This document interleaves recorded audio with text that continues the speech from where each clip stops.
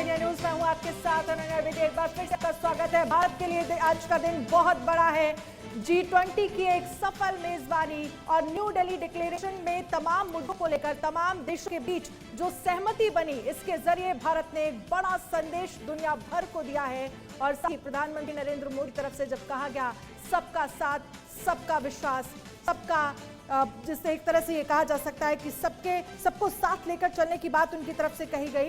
इसको लेकर प्रधानमंत्री नरेंद्र मोदी की तरफ से क्या कहा गया, सुनिए जरा। G20 के प्रेसिडेंट के तौर पर भारत पूरी दुनिया का आह्वान करता है कि हम मिलकर सबसे पहले इस ग्लोबल ट्रस्ट डेफिसिट को एक विश्वास, एक भरोसे में बदलें। यह हम सभी के साथ मिलकर चलने का समय है और इसलिए सबका साथ, सबका विकास, सबका विश्वास, सबका प्रयास का मंत्र हम सभी के लिए एक पथ प्रदर्शक बन सकता है। हमारे साथ खास मेहमान बने हुए हैं कर्नल रिटायर्ड जीएस सोढ़ी साहब हमारे साथ हैं, आलोक मेहता जी हमारे साथ हैं और संजीत सिरोही साहब भी हमारे साथ यहाँ पर बने हुए हैं। आलोक जी, बहुत सारे मुद्दों पर बात हुई है। अभी तक हमने बायलैटरल जो टॉक्स हुई हैं प्रधानमंत्री की अभी तक या जो होंगी, उन पर भी हमें बात करनी चाहिए कि वो कितनी मुफीद होंगी भारत के लिहाज से।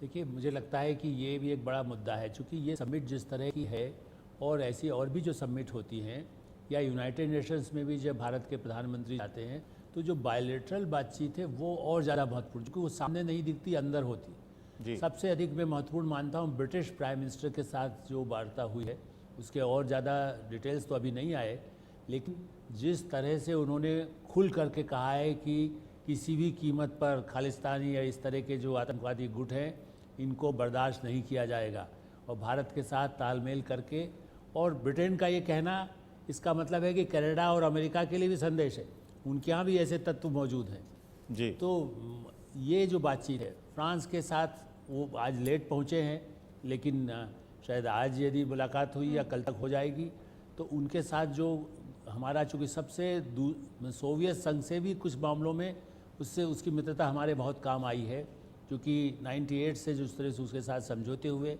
उसके बाद उनके साथ हमारा जो फिर राष्ट्रपति बाइडेन के साथ जो द्विपक्षीय बातचीत हुई है, जिसके नतीजे आज भी डिक्लेरेशन में दिख रहे हैं, क्योंकि उनका भी मानना, उनके प्रेशर के बजाय भारत के बात को मान करके रूस के बारे में कोई जिक्र न करना, ये जो बायलैटरल का ही नतीजा है। आलोक जी, मैं थोड़ी देर के लिए आपको इधर खींचना चाहता हूँ। ये तस्वीर जो दिख रही है, ये फव्वारे, ये रोशनी, ये आकर्षण, सामने जो इमारत है जो दुनिया का सबसे बड़ा कन्वेंशन सेंटर है, आलिशान भव्य दिव्य तस्वीर है। और दिल्ली के जिन सड़कों से और जिन हिस्सों से होकर के गुजरे होंगे मेहमान, उनको अंदाज़ा होगा कि भारत ने इसकी बड़ी तैयारी की है और एक काबिल, सक्षम, मजबूत देश की गवाही है यह तस्वीर जो अपने सामने है। और यही डिनर चल रहा है, राष्ट्रपति की तरफ से डिनर दिया गया है, जितने मेहमान हैं डिनर दे रहे हैं। दो तीन बातें इससे बहुत साफ हैं लोग जी। पहला ये है कि इस डिनर में पूरी तरह वेजिटेरियन है, हिंदुस्तानी है और हिंदुस्तान के हर हिस्से का खान पान इसमें शामिल किया गया है। सब कुछ जो है वो हिंदुस्तान का ही है। जिस तरीके से मेहमान आए, तस्वीर खिंचवाई दिन में, तो वो तस्वीर भी कोणार्क के मंदिर का जो चक्र है उसके बैकड्रॉप में तस्वीर खींची गई। शाम को जहां राष्ट्रपति के साथ बाकी मेहमान तस्वीर ले रहे थे या तस्वीर खिंचवाने के लिए जा रहे थे, नालंदा विश्वविद्यालय की तस्वीर थी वो। और इसके भीतर जितने भी कलाकार, कारीगर आए हैं देश के अलग अलग हिस्सों से, अलग अलग राज्यों, अलग अलग कलाओं को लेकर के आए हैं। वो हस्तकला है, वो शिल्पकला है, मधुबनी पेंटिंग को भी मैंने देखा है आज यहाँ। तो एक तरीके से पूरा जगमग भारत है और पहली बार यहाँ इंडिया नहीं भारत है। प्रधानमंत्री के नाम के आगे जो नेम प्लेट लगी वहाँ भारत लिखा, जहाँ कहीं भी आप देखेंगे सब जगह भारत लिखा हुआ है। राष्ट्रपति का जो निमंत्रण गया था वो भी राष्ट्रपति भारत। तो बहुत कुछ है जो नया है इसमें, इतना बड़ा जलसा नया है। भारत का नाम प्रधानमंत्री राष्ट्रपति के साथ इस तरीके से पहली बार है। इतने मेहमानों ने इस तरीके से अपनी शाम या डिनर रखी या वहाँ भारत में आए, पहली बार है। पहली बार है कि इस आयोजन के जरिए हिंदुस्तान ने G20 के तमाम देश के नुमाइंदों को एक मंच पर ला करके सहमति तैयार कर दी, यानी कि ज्वाइंट डिक्लेरेशन करवा दिया। पहली बार है कि एक ही तीर से 4-5 निशाने लिए गए। रूस का जिक्र नहीं हुआ, अलबत्ता यूक्रेन युद्ध का जिक्र हुआ। आतंकवाद के खिलाफ लड़ने को लेकर के पाकिस्तान की घेराबंदी हो गई। इकोनॉमी कॉरिडोर बनने के जरिए उस सहमति से चाइना की जो वन बेल्ट पॉलिसी है उसको धराशायी करने की एक तरह से रजामंदी हो गई। और ग्लोबल साउथ के सबसे बड़े चंक अफ्रीकन यूनियन को अपने साथ जोड़ के प्रधानमंत्री नरेंद्र मोदी ने G20 को बड़ा क्या ही कहे, हिंदुस्तान की दुनिया के मंच पर समर्थन और उसकी आवाज़ को भी बहुत मजबूत किया है। ये तस्वीर आलोक जी, मैं चाहूँगी थोड़ी देर पर बात कर लीजिए आप, उसके बाद आगे बढ़ते हैं। कि मेरा ऐसा मानना है जी, मैं लगभग इन सभी प्रमुख देशों में, व्हाइट हाउस अमेरिका का कहें या ब्रिटेन कहें, पेरिस और फ्रांस का पैलेस और की वो भव्य इमारतें या वहाँ का जो है स्क्वायर और चीन, इन सब देशों के मुकाबले में मैं इसलिए नहीं कि मैं उसके बाद इसकी पुष्टि आप उन देशों के किसी भी नेताओं से भी कर सकते हैं।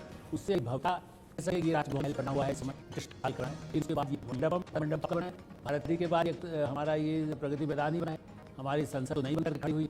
ऐसी स्थिति में मेरा ऐसा दावा है कि ये भव्यता दिखाई दे रही है। और कल से अब तक जो तस्वीरें आई हैं हमारे पास, वो जरा अपने दर्शकों के साथ हम शेयर कर दें, उसके बाद फिर आप इस पर और बेहतर तरीके से बोल पाएंगे आलोक जी। एक और अच्छी बात आप देखा, हवाई सुरक्षा जिम्मा एयरफोर्स के पास जो ग्राउंड पे सुरक्षा है उसके बहुत सेंस हैं और कहीं भी परिंदे के प्रमाण की कोई गुंजाइश नहीं। जब आप इतना बड़ा आयोजन करते हैं तो इतने मेहमानों की सुरक्षा जिम्मा आपके पास रहता है। देश की एजेंसी मजबूत है, इसकी फौज मजबूत है, इसकी पुलिस बहुत मजबूत हो, बहुत आश्वस्त है इस तरह के आयोजनों को सफल तरीके से कराने के लिए। सुरक्षा तंत्र का भी एक दिशा होती है, ये भी है।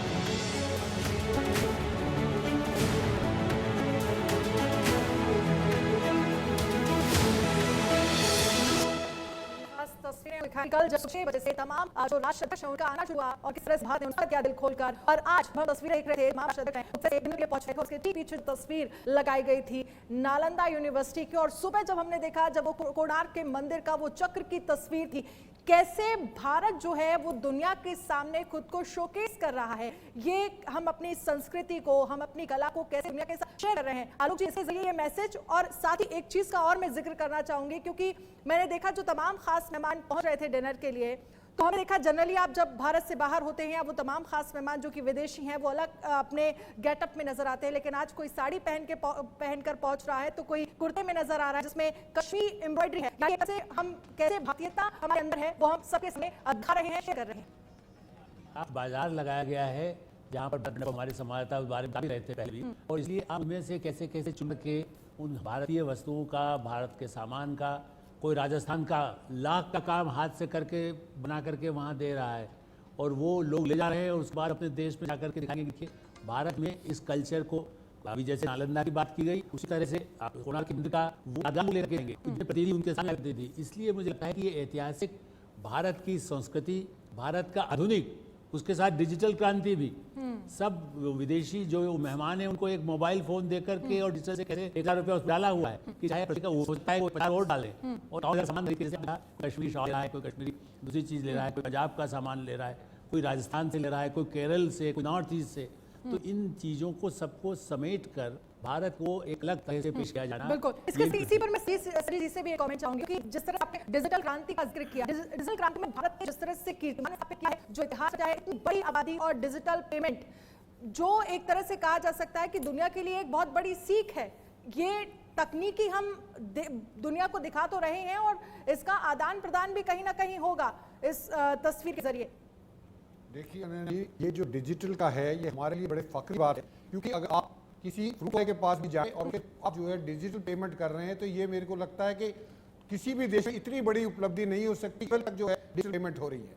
तो ये भारत में एक दिशा दिखाई है पूरी दुनिया को, और ये डिजिटल जो एक्सेलरेशन बढ़ोतरी ये के टाइम में आई है, उसकी वजह से क्योंकि डिमोनेटाइजेशन हुआ, उसके बाद कोविड आ गया, तो उसकी वजह से ये डिजिटाइजेशन आई है, जिसकी वजह से हमें बड़ी खुशी होती है कि रिक्शा वाला भी जो है आपसे पैसे लेना वो भी अपना डिजिटल का जो वो स्कैनिंग के लिए लेके चलता है।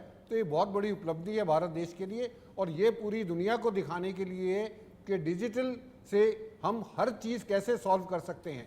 अभी जो आधार कार्ड, उसके बाद जो ये पेंडेमिक में जो वैक्सीन लगी है, उनमें हर चीज़ जो है डिजिटल थी, तो बड़ी खुशी होती है ये सब चीज़ें देख के। आज हमारे सहयोगी ने एक वॉक थ्रू किया था, मनोहर केसरी ने।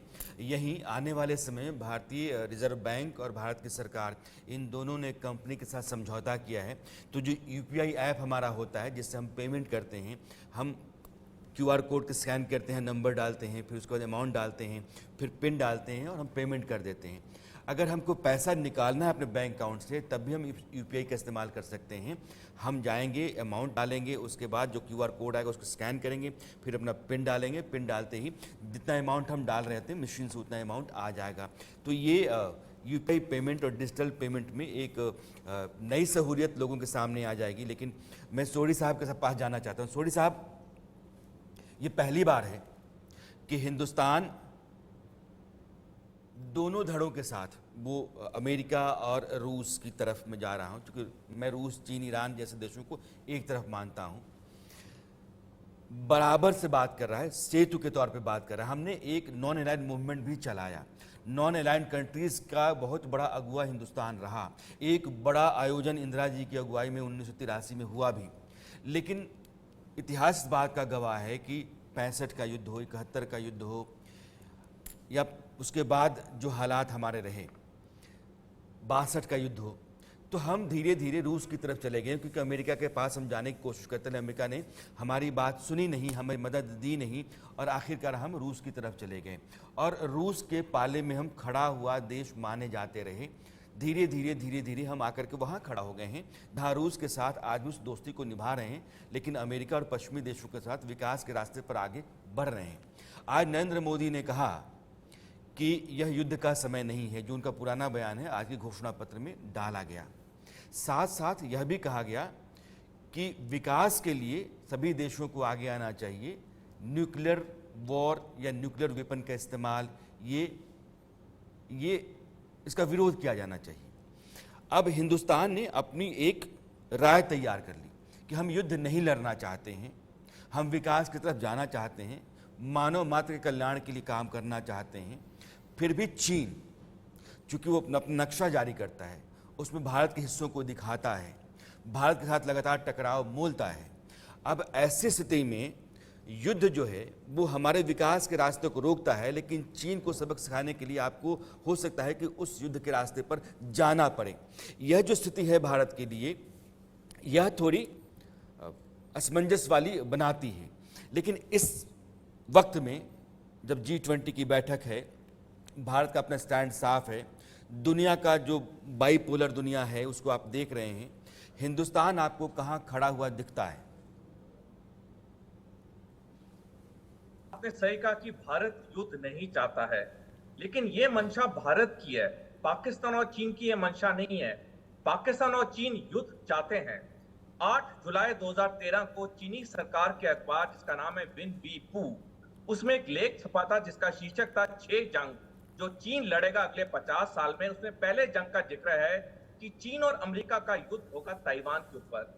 इसकी पुष्टि इसी साल 3 फरवरी को अमेरिका की खुफिया एजेंसी CIA के डायरेक्टर ने की, विलियम बर्न्स ने, जिन्होंने कहा कि 2027 में चीन और अमेरिका का युद्ध होगा ताइवान के ऊपर। इसी श्रृंखला में तीसरा युद्ध है 2035 में। पाकिस्तान भारत पे हमला करेगा जम्मू कश्मीर के लिए, उसी वक्त चीन हमला करेगा भारत पे अरुणाचल प्रदेश के लिए। अगर हम सारी टाइमलाइंस देखें तो सारी टाइमलाइंस इस लेख के ऊपर लेके जा रही हैं कि ये 6 युद्ध होने ही होने। हालांकि चीन हमारा दुश्मन देश है, लेकिन उसमें एक खासियत है, वो जो भी दशकों आगे की प्लानिंग करता है वो पब्लिक डोमेन में रखता है, क्योंकि उसकी national security strategy public domain में है। हम देख रहे हैं पिछले कुछ महीनों से अमेरिका के ऑफिशियल्स चीन जा रहे हैं, चीन को मनाने की कोशिश करें, लेकिन चीन उनकी एक नहीं सुन रहा है। अमेरिका पिछले 8 साल में एक चीज में बहुत आगे था चीन से, वो था आर्टिफिशियल इंटेलिजेंस में। और पिछले साल अमेरिका ने चीन पे पाबंदी लगाई, चिप्स और साइंस एक्ट लगा के, ताकि चीन को लेटेस्ट चिप्स ना मिले। लेकिन परसों चीन ने वो भी अमेरिका की सिक्योरिटी खत्म कर दी, जब चीन की हुआई कंपनी ने किरण 9000 चिप बनाया, जो कि अमेरिका को को आर्टिफिशियल इंटेलिजेंस में मात दे देगा। आज ही हमने देखा, खबरें आई हैं कि चीन आपत्ति जताई कि 2026 का जो G20 शिखर सम्मेलन है वो अमेरिका में नहीं होना चाहिए, क्योंकि अमेरिका भरोसे लायक देश नहीं है। इस पर हम आगे चर्चा करेंगे, लेकिन इस वक्त मुझे लगता है कि बात डिनर को लेकर भी होनी चाहिए, क्योंकि जब हम बात ये कर रहे हैं कि किस तरह से दिल खोलकर विदेशी मेहमानों का भारत स्वागत कर रहा है G20 की मेजबानी और एक सफल न्यू दिल्ली डिक्लेरेशन के बाद, अब जो रात्रि भोज जो सर्व किया जा रहा है, चाहे मेन कोर्स की बात कर लीजिए, चाहे स्टार्टर की बात कर लीजिए, देखिए मेन्यू में क्या है, दही के गोले, और इसके साथ ही ये एक तरह से कहा जा सकता है कि स्टार्टर है देसी मसालों से सजे कंगनी।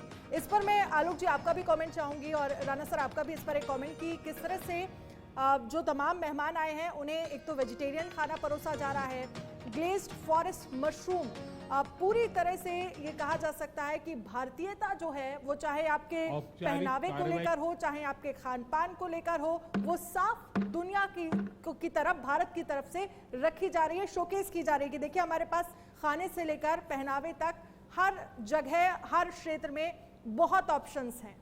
अनन्या, आपने जो बात कही, वेजिटेरियनिज्म सारी दुनिया में बढ़ रहा है। अमेरिका स्वास्थ्य, चूँकि स्वास्थ्य एजेंडे में रहा है ना, हमारे डिक्लेरेशन में भी है, तो स्वास्थ्य की दृष्टि से एक समय में था जब यूरोप और अमेरिका में ये कहे जाए कि आप वेजिटेरियन हैं तो लोग आश्चर्य से देखते हैं आप जिंदा कैसे हैं। मुझसे सवाल यही डॉक्टरों ने पूछा था जर्मनी में।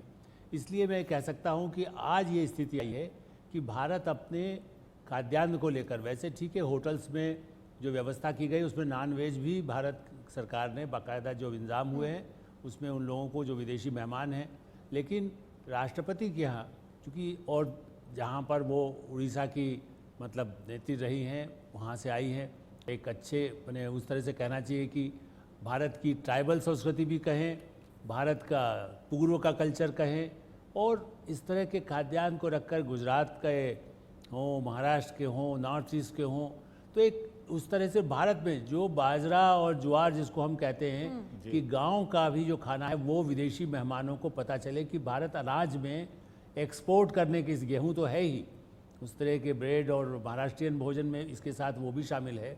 इसलिए मेरा ऐसा मानना है कि हम भारत के कल्चर को वर्ल्ड में, वैसे तो ठीक है कि अमेरिका और लातिन अमेरिका में, जापान में भी अब भारत का खाद्यान्न मिलने लगा है, लेकिन हम उसकी आपूर्ति कर सकते हैं और लोगों के स्वास्थ्य की रक्षा कर सकते हैं। ये मैसेज आज के इस भोज का भी है।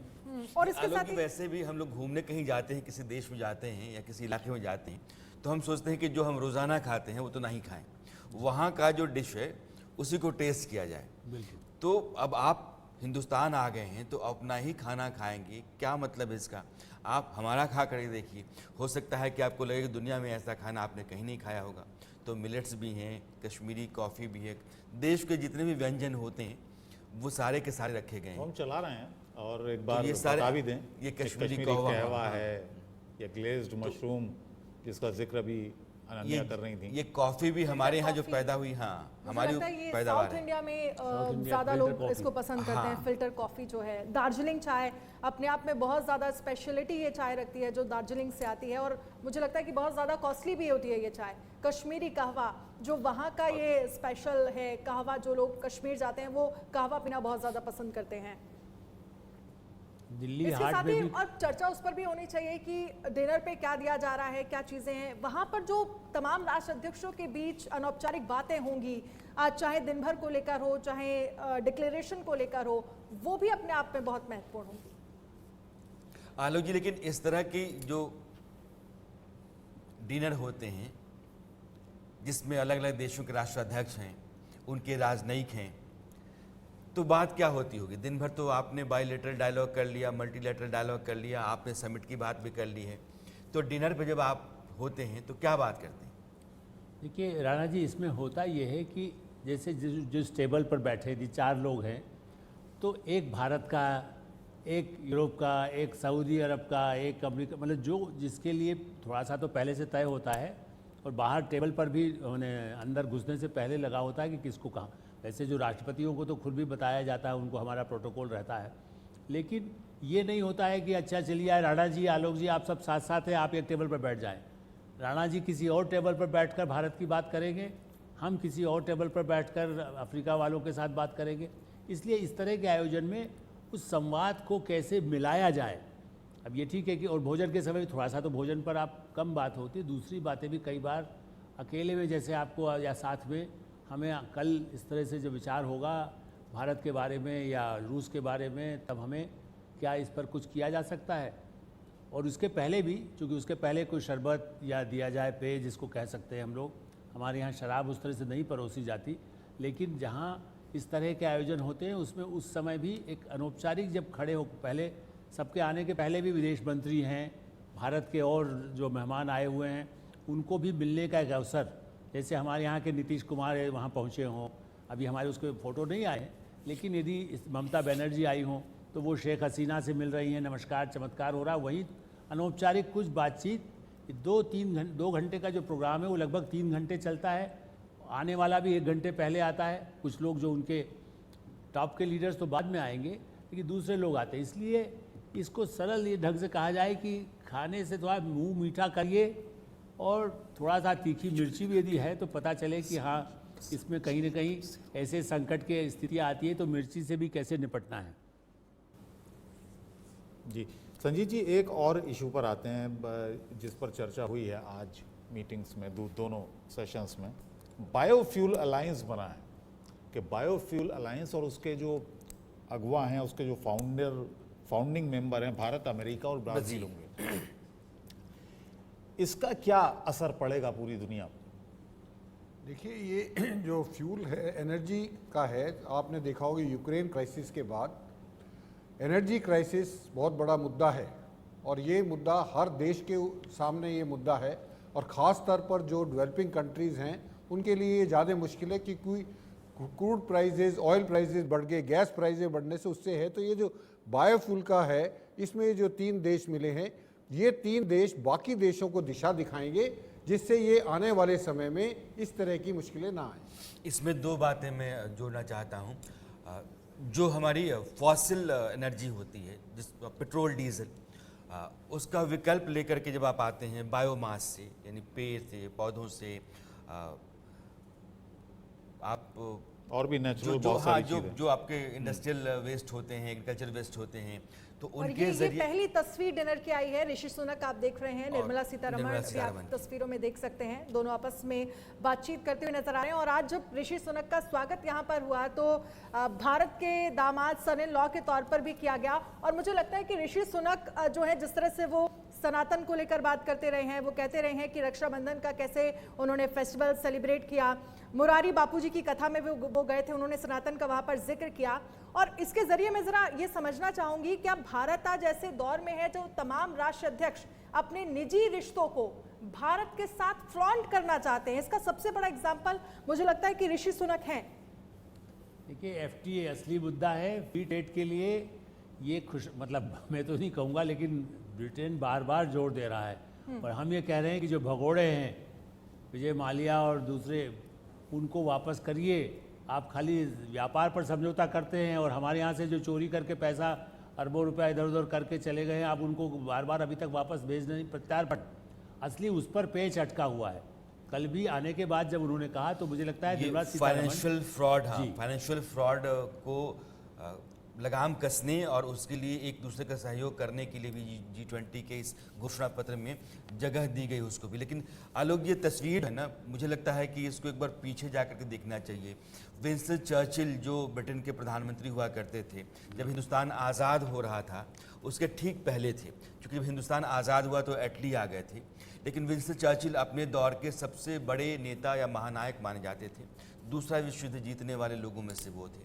कह ये रहे थे कि हिंदुस्तानियों को आज़ादी दे दोगे तो ये अपना मुल्क चला नहीं पाएंगे, मूर्खों का देश है, इनको गुलाम बना कर रखो, ये गुलाम बनाने के ही हैं। मैं सत्ता में इसलिए नहीं आया हूँ कि मैं इनको आज़ादी दे दूँ। और आज उनके ही ब्रिटेन को 5वें पायदान से हटा करके हिंदुस्तान 5वीं सबसे ताकतवर अर्थव्यवस्था बना है और उनके ही ब्रिटेन को एक भारतवंशी चला रहा है, वो भी उस वक्त में जब उनके अपने यहाँ के लोग लगातार प्रधानमंत्री के तौर पर आते रहे और हटते रहे, क्योंकि उनसे हालात संभल नहीं रहे थे। और ऋषि सुनक ने आकर के हालात संभाले हैं। वो आदमी जो कहता है कि मुझे हिंदू होने पर गर्व है, मैं भारत आता रहता हूँ, भारत मेरा देश है, और बेंगलोर में मेरी शादी हुई थी और हर साल प्रधानमंत्री बनने से पहले तक हर साल मैं भारत आता था। तो यह जो जज्बाती रिश्ता है जो अनन्या कह रही थी, वह भी एक दूसरे को करीब लाता है।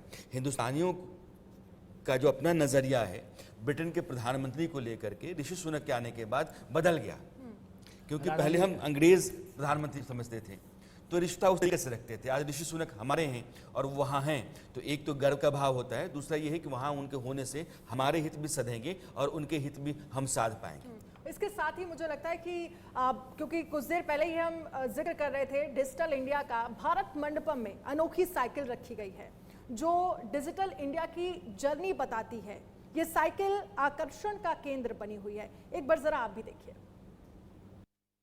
चलिए हम आपको अब बताते हैं डिजिटल इंडिया एक्सपीरियंस जोन में साइकिल चलाइए और डिजिटल यात्रा पे निकल जाइए, ताकि आपको देश में डिजिटली क्या चीज़ें चल रही है, क्या योजनाएं चल रही है, कैसे आपको लाभ मिल सकता है, इन सब के बारे में इस डिजिटल इंडिया जर्नी में बताया गया है। लेकिन इसके लिए आपको साइकिल चलानी पड़ेगी और साइकिल चलाएंगे तो आप फिट भी रहेंगे, आपकी सेहत के बारे में जानकारी भी मिलती रहेगी। चलिए हम इस साइकिल में आप चढ़ते हैं और इसको चलाना शुरू करते हैं। ये आप देखिए, मैं अपने कैमरा पर्सन दिनेश ठाकुर को कहूँगा कि थोड़ा सा जूम इन करें, और जूम इन करने के बाद सबसे पहले मैं इसको दिखा दूँ, थोड़ा सा आप जूम इन कीजिए। ये आप देखिए, यहाँ पर जो है ना साइकिलिंग के बारे में जब आप चलाते हैं तो आपकी सेहत की सारी जानकारी, अगर आप जितने पेंडल्स लगाते हैं तो कितना डिस्टेंस है, आपके पल्स क्या है, हार्ट बीट या धड़कन कितनी है, वो है कितना जो है सो आपने अपनी एनर्जी को खत्म किया है, कहने का मतलब कितनी कैलोरी लॉस किया है, टाइम, स्पीड और ओडो मतलब इस हैंडल का इंक्लाइनेशन कितना झुक रहा है, लेफ्ट राइट, इन सब के बारे में जानकारी। और उसके बाद सामने आप देखिए, जैसे स्टार्ट करेंगे तो डिजिटल इंडिया यात्रा की शुरुआत हो जाएगी। ये आप देखिए, ये हम गांव की ओर चल पड़े हैं डिजिटल यात्रा करने के लिए, क्योंकि तमाम स्कीम जो है सभी लोगों के लिए हैं, लेकिन ज़्यादा जो फायदा होता है वो उन तमाम दूर दराज लोगों के लिए है। तो प्रधानमंत्री नरेंद्र मोदी कहते भी हैं, आखिरी पंक्ति में जो लोग बैठे हुए हैं उनको सेवा पहुंचनी चाहिए। और इस डिजिटल इंडिया जर्नी के बारे में हमारे साथ बातचीत करने के लिए बर्मानंद जी हैं, जो वाइस प्रेसिडेंट है डिजिटल इंडिया कॉरपोरेशन का। बर्मानंद जी, इंडिया न्यूज में आपका स्वागत है। बर्मानंद जी, ये बताएं कि ये हम तो डिजिटल यात्रा जर्नी पे शुरू हो चुके हैं, लेकिन ये डिजिटल इंडिया जर्नी है क्या? ये डिजिटल इंडिया जर्नी जो है, डिजिटल इंडिया के तहत जो तमाम कार्य किए गए हैं भारत के हर देशवासी के लिए, भारत में रहने वाले हर लोगों के लिए, उसके बारे में यहाँ बताया जाता है। कि जैसे आधार में हम लोगों ने 138 करोड़ जनता को आधार कार्ड दिया है और आधार से आधारित सुविधाएं दी हैं, उसके बारे में बताया गया है। दूसरा प्लेटफॉर्म जो है MyGov आ रहा है, जो सरकार की स्कीम है, योजना है, ये क्या है? MyGov जो है ये सिटीजन एंगेजमेंट प्लेटफॉर्म है। पहले जो है वो गवर्नमेंट जो है सिटीजन को कम्युनिकेशन दिया करती थी, अब जो है ये 2 वे कम्युनिकेशन है। अब सिटीजन भी जो है गवर्नमेंट को अपना सुझाव देते हैं, और जैसे आप यहाँ देखते हैं 3.5 करोड़ जनता इससे जुड़ी हुई हैं और करीब 50 लाख सुझाव उन्होंने भारत सरकार को दिए हैं। मतलब इस साइकिल को चलाने से सारी जानकारी मिल रही है। अब देख रहे हैं ये डिजी लॉकर आ रहा है सामने, ये आप देखिए। अब दिनेश जी, आप थोड़ा सा जूम इन करके दिखाएं। ये देखिए, मैंने स्पीड कम की, ये डिजी लॉकर है और इस टारगेट को मैंने पूरा कर लिया है। हाँ बताएं। डिजी लॉकर जो है वो पेपरलेस गवर्नेंस में एक बहुत बड़ा योगदान दे रहा है। इस पे करीब 19 करोड़ जनता जुड़ी हुई हैं और 600 करोड़ से ज़्यादा डॉक्यूमेंट अवेलेबल हैं। अब हमें गवर्नमेंट ऑफिस जाने की ज़रूरत नहीं है। मार्कशीट हो या ड्राइविंग लाइसेंस हो, पैन कार्ड हो, यूएन कार्ड हो, मैरिज सर्टिफिकेट हो, कास्ट सर्टिफिकेट हो, इनकम सर्टिफिकेट हो, कुछ भी सर्टिफिकेट हो, इसके लिए हमें गवर्नमेंट ऑफिस जाने की जरूरत नहीं है। ये सारी सॉइल हेल्थ कार्ड भी आ, हाँ, सॉइल हेल्थ कार्ड जो है वो किसान भाई बंधु के लिए है। यहाँ से आपको किसान संबंधित जो भी जानकारियाँ हैं वो प्राप्त होती हैं। और G20 समिट में बड़ा ऐलान किया गया। अमेरिका के राष्ट्रपति जो बाइडेन ने भारत मध्य पूर्व यूरोप कनेक्टिविटी कॉरिडोर की घोषणा कर दी। भारत, यूएई, सऊदी अरब, EU यानी European union, France, Italy, Germany और अमेरिका के बीच कनेक्टिविटी बढ़ाने के लिए इसका निर्माण किया जा रहा है। ये ऐलान चीन पाकिस्तान की लगातार बढ़ रही दोस्ती पर करारी चोट की तरह देखा जा रहा है। अमेरिकी राष्ट्रपति जो बाइडेन ने इसे गेम चेंजिंग निवेश बताया तो पीएम मोदी ने कहा कि ये कॉरिडोर पूरे विश्व में कनेक्टिविटी और विकास को टिकाऊ दिशा प्रदान करेगा। जबकि इकोनॉमिक कॉरिडोर की घोषणा पर सऊदी अरब के क्राउन प्रिंस मोहम्मद बिन सलमान ने इस पहल को लेकर सबका धन्यवाद दिया। तो नया economic corridor India, UAE, Saudi Arab, Jordan, Israel तक नेटवर्क होगा। नेटवर्क कैसे बढ़ेगा, एक मैप के जरिए हम आपको बता रहे हैं। यूरोप, सऊदी अरब, भारत, कैसे ये पूरा भारत से यूरोप तक ये कनेक्टिविटी जो है वो बढ़ेगी। इस इकोनॉमिक कॉरिडोर के जरिए 8 देश मिलकर बनाएंगे ये इकोनॉमिक कॉरिडोर, जिसका आज ही ऐलान किया गया है। और इसके साथ ही ये एक बड़ा गेम चेंजर जो है वो साबित होगा। और इस इकोनॉमिक कॉरिडोर के जरिए चीन और पाकिस्तान को एक बड़ा झटका है।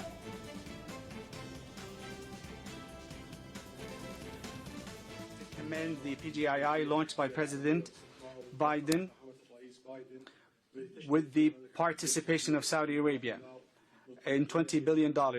We look forward to the integration of the initiative and the economic corridor project, which is announced in this meeting. I would like to thank those who worked with us to reach this founding step to establish this important economic corridor. My best regard to you all. हमारे साथ खास मेहमान बने हुए हैं। संजीत जी, ये जो corridor है जिसका भी मैप भी हम देख रहे थे, इम्प्लीमेंट कैसे होगा, कुछ इसके बारे में थोड़ा बताइएगा, क्योंकि यहाँ बीच में बहुत सारे देश हैं, पाकिस्तान भी है, ईरान भी है। तो ये जो पूरा कॉरिडोर बनेगा जिसमें 8 देश होंगे, कैसे इसका इम्प्लीमेंटेशन होगा?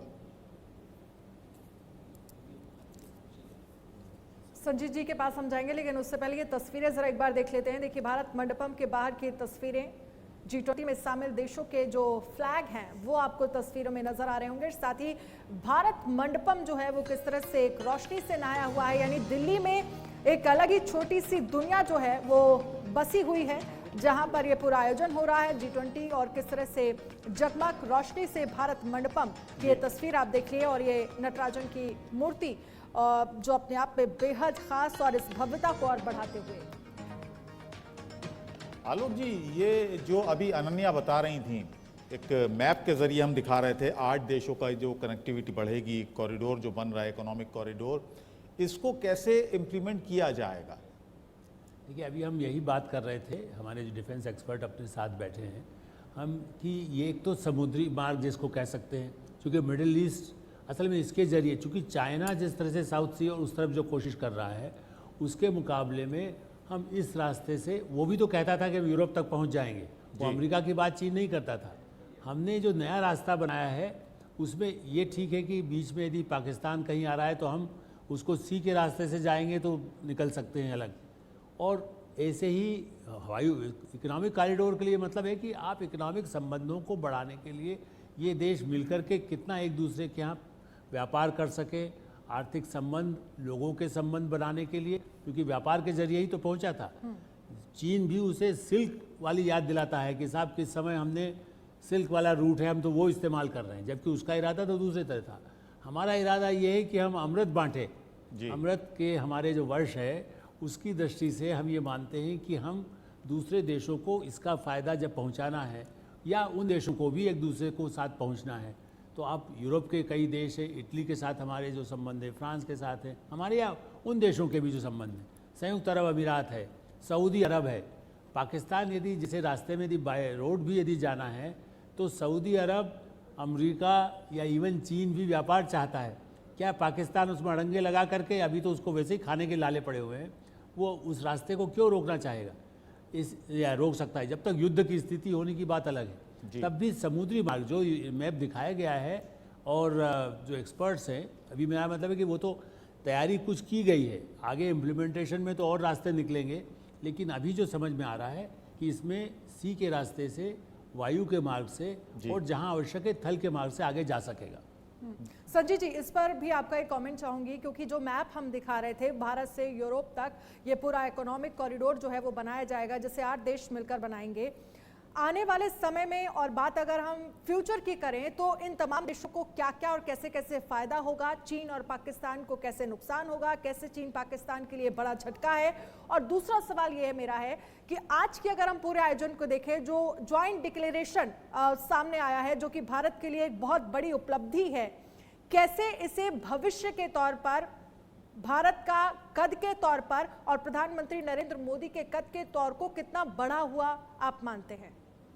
नैना जी, ये दो जो चीज़ें आपने बोली है, सबसे पहले इकोनॉमिक कॉरिडोर जैसे आप अपनी बात पूरी करिएगा। ये तस्वीरें जो है वो बहुत ही खास तस्वीरें सामने निकल कर आ रही हैं। ये जो डिनर वहां पर चल रहा है, आप यहाँ पर देख सकते हैं, निर्मला सीतारमण आपको दिख रही होंगी तस्वीरों में और बांग्लादेश की पीएम शेख हसीना आपको तस्वीरों में नजर आ रही हैं। हालांकि देखिए साथ में अनुराग ठाकुर भी यहाँ पर आपको तस्वीरों में दिख रहे हैं और अपने आप में ये बहुत खास पूरा, क्योंकि आप बात कर रहे थे कि सिर्फ खाने के लिए ही नहीं, मतलब आपस में बात करके अनौपचारिक तौर पर तमाम देशों के अलग अलग, चाहे अगर हम बात करें जिस तरह से ये तस्वीरें नजर आ रही हैं अपने आप में। इससे पहले तस्वीर जो सामने आई थी जब ऋषि सुनक जो है वो निर्मला सीतारमण से बात करते हुए नजर आ रहे थे। जी संजीव जी, अपनी बात पूरी करिए। वीके सिंह भी है। ये जो इकोनॉमिक कॉरिडोर है, जैसे आलोक जी ने बताया है, इसका जो है जितने देशों के अलावा जो 8 देश हैं इनका तो फ़ायदा है ही, उसके अलावा जो बाकी देश आसपास हैं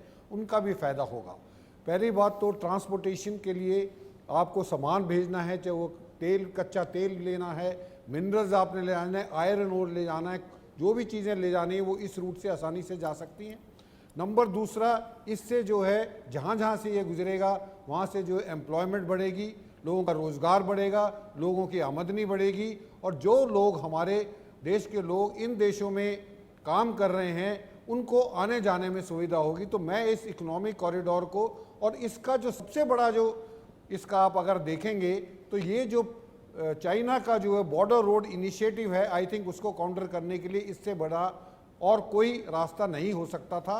और ये पाकिस्तान और चाइना के लिए भी एक तरह की प्रॉब्लम होगी, क्योंकि अगर ये रूट सक्सेसफुल हो जाता और इसमें ये सारी चीज़ें जाती हैं और जिसमें अमेरिका इन्वॉल्व है, सऊदी अरेबिया इन्वॉल्व है, यूरोप इन्वॉल्व है, तो मेरा ख्याल इससे इम्पोर्टेंट इकोनॉमिक कॉरिडोर नहीं हो सकता। जी। नंबर दूसरा, आपने डिक्लेरेशन के बारे में बोला था। डिक्लेरेशन में अगर आप देखें तो आज कई चीज़ें बड़ी उभर के आई हैं। सबसे पहले न्यूक्लियर थ्रेट का जो हर बारी पाकिस्तान भी बोलता है, नॉर्थ कोरिया भी बोलता है, रशिया भी बोलता है, थ्रेट करता है, इससे इन देशों को क्लियर मैसेज चला गया है कि ये सब अब जो है आप बंद कीजिए। नंबर दूसरा, टेररिज्म के ऊपर चाइना जब वहाँ पे यूएनओ में कोई भी चीज़ यूएन सिक्योरिटी काउंसिल में आता है, किसी भी आतंकवादी को पकड़ने के लिए कुछ, तो चाइना जो है वीटो पावर इस्तेमाल कर देता है। तो इससे साफ चाइना को भी मैसेज गया है और पाकिस्तान को भी मैसेज गया है कि ये अब ज़्यादा दिन नहीं चलने वाला। और जो ये बोला है कि जो देश पनाह देगा वो भी गलत है। इससे हमारे जो मिलिट्री ऑप्शंस हैं वो बिल्कुल क्लियर हो गए हैं। अगर हमको लगेगा कि हमारे देश में इस जगह से टेररिस्ट आ रहे हैं या उनके कैंप हैं, तो हमको कोई नहीं रोक सकता, ना कोई एतराज़ करेगा। जैसे पहले सर्जिकल स्ट्राइक की थी, हम दोबारा सर्जिकल स्ट्राइक करेंगे। तो ये एक संदेश गया है आतंकवादियों को कि अब ये जो है, जो पहले चल रहा था वो अब नहीं चलेगा। JS सोडी साहब हमारे साथ हैं। JS सोडी जी कहते हैं आजकल जो वॉर वैसे नहीं होते हैं जो परंपरागत वॉर होते हैं, पहले तो एक इकोनॉमिक वॉर होता है और शहमात का खेल इकोनॉमी ही कर देती है। यहाँ पर एक बहुत महत्वपूर्ण चीज़ हुई है और कर्ज को लेकर, क्योंकि चाइना की आमतौर से ये पॉलिसी रही है कि कर्ज दो और अपनी विस्तारवादी जो नीति है उसको आगे बढ़ाओ। साउथ अफ्रीका में हम ये देख रहे हैं, साउथ अफ्रीकन जो कंट्रीज़ हैं उनमें चाइना का स्टेक है, पाकिस्तान तक में है, और किस तरीके से फिर चाइना अपने लिहाज से अपने फ़ायदे के लिए उन मुल्कों का इस्तेमाल करता है, वो भी देख रहे हैं। तो एक नीति जो साझा बयान में आई है वो कर्ज को लेकर बेहतर व्यवस्था बनाने की बात आई है। वर्ल्ड बैंक के चेयरमैन क्योंकि मौजूद थे, बेहतर व्यवस्था को लेकर भारत ने कॉमन फ्रेमवर्क की बात कही है। अगर इसमें भारत कामयाब हो जाता है, आसान शर्तों के साथ, आसानी के साथ इन मुल्कों को कर्ज मिल जाता है IMF से या वर्ल्ड बैंक से, तो चीन के चंगुल से आसान होगा इनका निकलना इन देशों का। बिल्कुल अबुल जी, दुनिया में 195 देश हैं जिसमें से 193 देश संयुक्त राष्ट्र के सदस्य हैं और इसमें से 166 देशों को चीन ने ऋण दिया है, जिसमें से 40 देश पूरी तरह से आर्थिक रूप से बर्बाद हो चुके हैं। तो भारत की जो ये पहल है कि ऋण दिए जाएं, जो कि एक ट्रांसपेरेंट सिस्टम में दिए जाएं, ये एक गेम चेंजर साबित हो सकता है। इसका एक छोटा उदाहरण दूंगा। जब चीन ने हम्बनटोटा पोर्ट के लिए श्रीलंका को ऋण दिया तो उसका रेट ऑफ इंटरेस्ट था 3.67%, और जब जापान ने हमें बुलेट ट्रेन के लिए ऋण दिया तो उसका रेट ऑफ इंटरेस्ट सिर्फ 0.01% था। तो ये साफ जाहिर है कि चीन कैसे इतने हाई रेट्स पे ऋण देके देशों को बर्बाद कर देता है। जब ये कॉमन फ्रेमवर्क इंप्लीमेंट होगा तो ये गेम चेंजर इसे होगा क्योंकि बाकी देश आराम से ऋण ले पाएंगे, चाहे वर्ल्ड बैंक हो चाहे IMF हो, और वो अपनी तरक्की करेंगे बिना किसी डर के कि अगर वो रिपेमेंट में डिफॉल्ट कर जाते हैं तो चीन की तरह वो चुंगल में नहीं आ जाएंगे। चीन के उनके पास एक रास्ता होगा निकलने का, जिसको वर्ल्ड बैंक और IMF पूरा सपोर्ट करेगा। तो ये आने वाले समय में ये भारत के लिए और अमेरिका के लिए बहुत बड़ा गेम चेंजर होगा, क्योंकि ये चीन को सीधा सीधा चीन की बेरहम स्कीम को ललकार देगा। जैसे अभी इंडिया, मिडिल ईस्ट और यूरोप इकोनॉमिक कॉरिडोर की बात हो रही थी, ये कॉमन फ्रेमवर्क ऋण के लिए भी एक बहुत बड़ा गेम चेंजर सिद्ध होगा। बिल्कुल JS सोडी जी, क्योंकि लगातार जो तस्वीरें सामने आ रही हैं वो तस्वीरें हम आप तक पहुंचा रहे हैं। जो खास विदेशी मेहमान इस भोज में पहुंच रहे हैं, निर्मला सीतारमण, कुछ से पहले हमने आपको दिखाया किस तरह से बांग्लादेश की PM जो है शेख हसीना के साथ तस्वीर थी निर्मला सीतारमण की, और साथ ही ऋषि सुनक के साथ भी वो तस्वीर सामने आई थी। लेकिन यहाँ एक चीज़ समझना ज़रूरी है, जब हम ज्वाइंट डिक्लेरेशन की बात कर रहे हैं और हम बात कर रहे हैं यूक्रेन और रूस के युद्ध को लेकर, जिक्र यूक्रेन का 4 बार जिक्र हुआ, रूस का जिक्र नहीं हुआ। ऐसे में आने वाले समय में, क्योंकि हमने इससे पहले देखा था बाली में किसी तरह का कोई ज्वाइंट डिक्लेरेशन, जो मेन बात थी वो रूस और यूक्रेन के युद्ध को लेकर ही अटक गई थी। कुछ देश अलग अपनी राय रख रहे थे और कुछ जो कंट्रीज थे वो अलग अपनी राय रख रहे थे। लेकिन यहाँ से एक ज्वाइंट डिक्लेरेशन अगर निकला है तो आने वाले समय में, क्योंकि प्रधानमंत्री नरेंद्र मोदी ये कहते रहे हैं कि ये युद्ध का युग नहीं है, शांति से बात होनी चाहिए, और ये जो इस ज्वाइंट डिक्लेरेशन के जरिए संदेश भी दिया गया है कि किसी भी तरह के न्यूक्लियर वेपन्स या इस तरह की धमकी जो है वो बिल्कुल भी बर्दाश्त नहीं होगी, या किसी भी देश को इस तरह की धमकी नहीं दी जाएगी इस ज्वाइंट डिक्लेरेशन में। आने वाले समय में इन दोनों देशों के युद्ध के बीच को लेकर किसी तरह की कोई शांति को लेकर भारत जो है क्या मध्यस्थता करता हुआ नजर आ सकता है इन फ्यूचर की, अगर मैं बात करूं? अनन्या जी, जब पिछले साल बाली में G20 का शिखर सम्मेलन हुआ था, तब इस रूस यूक्रेन युद्ध को 6-7 महीने हुए थे, और चाहे अमेरिका हो, यूक्रेन हो या रूस हो, सबके तेवर बहुत ज्यादा थे। लेकिन अब 500 दिन से ज्यादा इस युद्ध को हो चुके हैं और ये सारे देश दुनिया के साथ बिल्कुल दुखी हो रखे हैं इस युद्ध से। और ये जो दिल्ली में कॉमन डिक्लेरेशन हुआ है, इससे बहुत आशंका लगाई जा सकती है कि आने वाले समय में ये एक पिवट साबित होगा इस युद्ध को खत्म करने के लिए। अनन्या जी, इस दुनिया में 3 ही देश हैं जो इस रूस यूक्रेन युद्ध को खत्म कर सकते हैं, वो है इजराइल, टर्की और भारत। इजराइल और टर्की ने पूरी कोशिश करी, वो असफल रहे। अब भारत ने जो पहल की है और एक कंसेंसस किया ये डिक्लेरेशन का, ये आने वाले कुछ समय में साबित करेगा कि भारत एक पिवट प्ले करेगा इस रूस यूक्रेन युद्ध को खत्म करने के लिए। और अब ये रूस यूक्रेन युद्ध ज्यादा चलेगा नहीं। इसके 2 कारण है। एक, जो भारत ने पहल करके कंसेंसस बनाया है। दूसरा, 30 सितंबर के बाद बर्फ शुरू हो जाएगी ईस्टर्न यूरोप में, और जो भी यूक्रेन का फेल काउंटर ऑफेंसिव है वो और फेल हो जाएगा, जिससे कि यूक्रेन को टेबल पे आना पड़ेगा। मैं एक और मिनट चाहूंगा बस। कुछ ही दिन पहले नाटो के सेक्रेटरी ने कहा है, स्टॉल्टनबर्ग ने, कि यूक्रेन को अब युद्ध खत्म करना चाहिए और रूस के साथ टेबल पे आना चाहिए। यानी कि अब नाटो भी, अमेरिका भी दुखी हो चुके हैं युद्ध से। तो भारत, चलिए JS सोडी साहब, वक्त की क्योंकि कमी है, यहीं आपको रोकना पड़ेगा। एक छोटे से ब्रेक के लिए हम रोक रहे हैं। लगातार जारी रहेगी हमारी जो ये स्पेशल कवरेज है, महा कवरेज है, ये जारी रहेगी। एक छोटे से ब्रेक के बाद लौट